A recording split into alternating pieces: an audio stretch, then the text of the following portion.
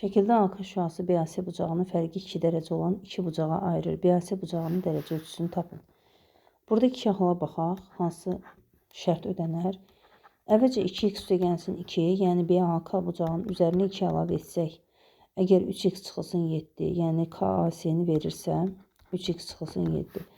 Həll etsək alarıq 3x çıxılsın 2x bərabərdir. 7-ni keçirsək sol tərəfə müsbət olacaq. 2 üstəgəl 2 də 4 eləyir. Deməli, alırıq x bərabərdir 11. Əgər x 11 olarsa, 2 vurulsun 11 üstəgəlinsin 2 edir. Deməli, 22 üzərinə 2, 24. Deməli, digər bucaqda 2 dərəcə artıqdır. Burada 26 və toplasaq əgər 24 dərəcə ilə 26-nı alınır 50 dərəcə.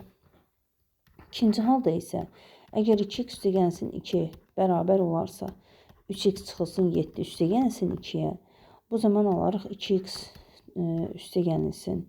Yəni, burada 2x üstəgəl 2-lər gedər və deməli, 2x bərabər olacaq 3x çıxılsın 7-yə.